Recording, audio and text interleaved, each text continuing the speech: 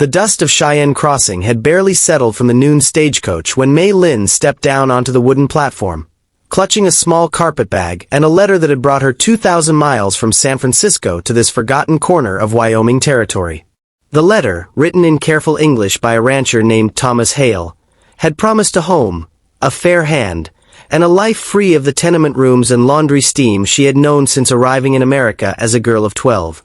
She had read it so many times the creases had softened to felt. But now, standing in the harsh afternoon light with the whole town seemingly gathered to watch her arrival, she understood that the letter had lied, or at least Thomas Hale had. He stood at the edge of the crowd, a thin man with nervous eyes, and when she smiled at him, hopeful despite the stares, he looked away and murmured something to the man beside him. The men around him laughed, not cruelly exactly, but with the careless cruelty of people who had never had to wonder if they belonged somewhere. "I didn't reckon on a Chinese gal," Thomas said finally, loud enough for the whole platform to hear. "The agency didn't say. I can't, my mother wouldn't." He didn't finish the sentence. He didn't need to. Mei Lin felt the words land in her chest like stones dropped into still water, spreading rings of humiliation outward through the crowd of onlookers who had come to see the new bride and were now witnessing her rejection instead. One by one, other men who had written to the same matrimonial agency, hoping perhaps for a bride of their own should Thomas's arrangement fall through, shook their heads and turned away. A rancher named Cole muttered that his pa would never allow it. A shopkeeper's son laughed nervously and said nothing at all, which was its own kind of answer. Mei Lin stood alone on the platform, the carpetbag suddenly heavier than it had any right to be, the letter in her pocket feeling like evidence of a foolishness she could not take back. She had crossed a continent for a promise that dissolved the moment men actually saw her face. She thought of her mother, long dead, who used to say that dignity was the one possession no one could steal unless you handed it to them yourself. Mei Lin lifted her chin, though her eyes burned, and began to gather herself to walk back toward the stagecoach office, uncertain of what she would do once she arrived there, only certain she would not cry in front of these people. It was then that a voice cut through the murmuring crowd, low and even, carrying the particular calm of a man who has spent his life talking down spooked horses. "Marry me instead." The words did not come from Thomas, nor from any of the men who had just turned their backs. They came from a tall figure at the rear of the gathering, a cowboy with sun-worn skin and pale eyes the color of creek water in October. His hat pushed back enough to show a face that had clearly not planned on saying anything at all until the moment demanded it. His name, she would soon learn, was Jack Calloway, and he owned a modest spread of land 11 miles out from town, inherited from a father who had died leaving him more debt than cattle. He had come into Cheyenne Crossing that day only to collect feed and nails, not a wife, and certainly not the makings of a scandal that would be discussed in the saloon for a month. The crowd went silent in the particular way crowds do when something unexpected and faintly dangerous has occurred. Thomas turned red and sputtered some protest about the arrangement being his to make or unmake. Jack ignored him entirely, walking forward with the unhurried gait of a man who had made peace with being looked at and found it did not trouble him. He stopped a respectful distance from Mei Lin and removed his hat, which seemed to surprise him as much as anyone, as though his hands had acted before his mind had fully caught up to his mouth. "Ma'am," he said, "I don't know you, and you sure don't know me, and I understand if that sounds like a fool thing to offer to a stranger. But nobody ought to be left standing on a platform being talked about like she isn't a person with ears. If you'll have me, I've got a house that needs a woman's sense and land that needs a strong back beside mine, and I give you my word I'll treat you fair every day I draw breath." It was not romantic, not in the way novels describe such things, but it was honest, and honesty was a stranger currency in that town than Mei Lin had expected to find. She studied him for a long moment, searching his face for the mockery she had learned to expect, the pity that stung worse than outright cruelty. She found neither. What she found instead was a kind of plain, unadorned steadiness, the look of a man stating a fact rather than performing a gesture for an audience.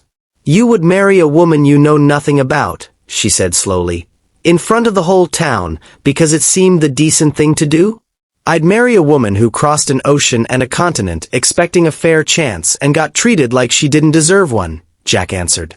Whether it's decent or just plain stubborn, I couldn't rightly say. But I meant it. Something in his voice, some absence of theater, decided her before her reasoning had finished catching up. She thought of the alternative, another stagecoach, another unknown town, another gamble on a stranger's letter, and she thought that at least this gamble was being offered to her face, in daylight, with witnesses, rather than hidden behind pretty words on paper. Then I accept, she said, and the crowd, which had been so quick to laugh moments before, fell into an entirely different kind of silence. The wedding, when it happened 4 days later in the small clapboard church at the edge of town, was not grand. Mei Lin wore a dress borrowed from the preacher's wife, taken in at the waist with hasty stitches, and Jack wore his one good coat, brushed free of trail dust. Few of the townsfolk attended, and those who did came more from curiosity than goodwill, murmuring behind gloved hands about the strange match, the Chinese girl and the poor rancher, wondering aloud what kind of desperation or foolishness had brought two such different lives together. Mei Lin heard the whispers and set her jaw and did not let them see that she heard. She had learned long ago that surviving in a world that had not decided to make room for her required a particular kind of armor, one built not from anger but from a refusal to let other people's smallness define the shape of her own life. The ranch, when she first saw it, was smaller than she had pictured and rougher too, a modest house with a sagging porch and a barn in more urgent need of repair than the house itself, set against a backdrop of golden grassland that rolled toward mountains blue with distance. It was not what the letter from Thomas Hale had promised her, but she found, standing in the yard with the wind moving through the grass like something alive, that she did not mind. There was an honesty to the land's imperfection that matched the honesty of the man who owned it.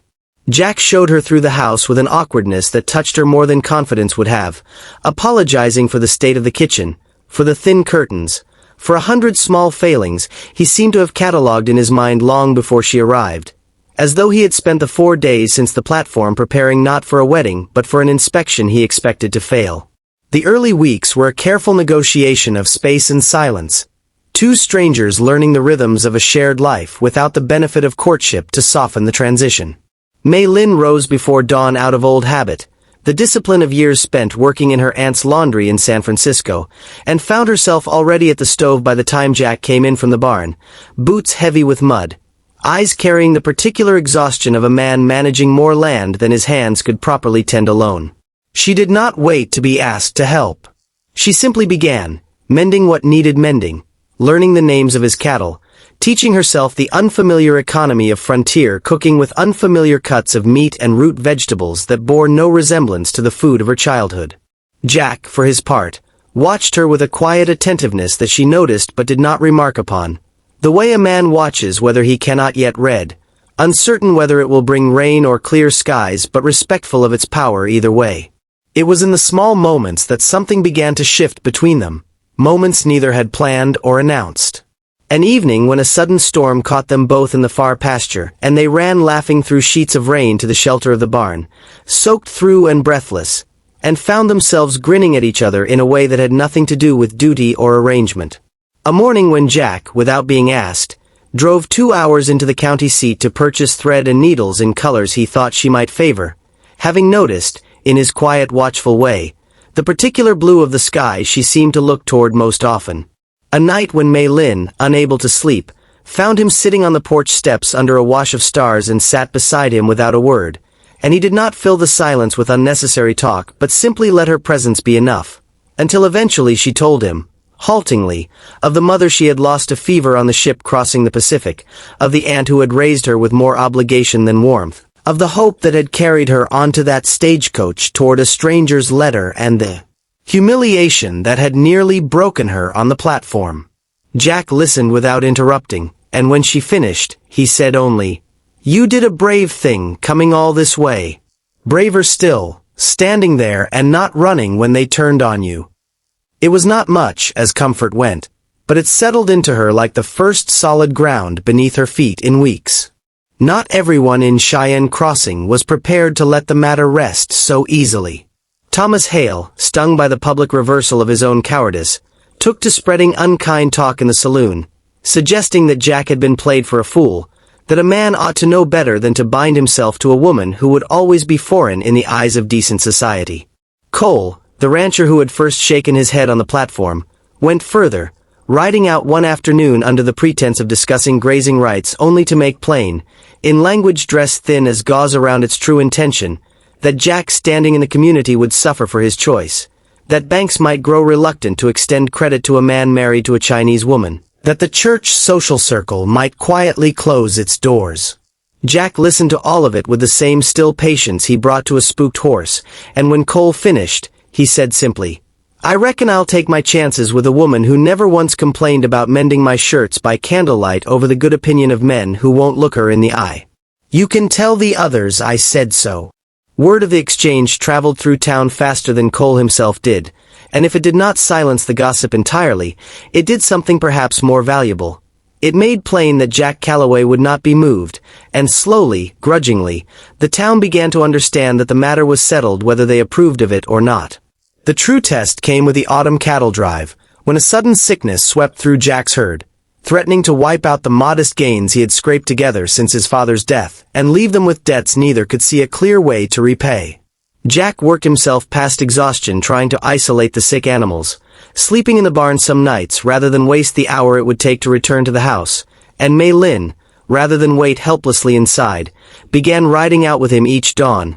Her hands as capable with rope and bucket as any hired man's, her patience with the frightened animals surprising even Jack, who had not expected a bride raised in the crowded streets of San Francisco to take so naturally to the demands of the land. It was during those exhausting weeks, side by side in the cold mornings, that whatever careful distance remained between them finally dissolved entirely, replaced by something neither had dared name aloud but both had come to understand as true.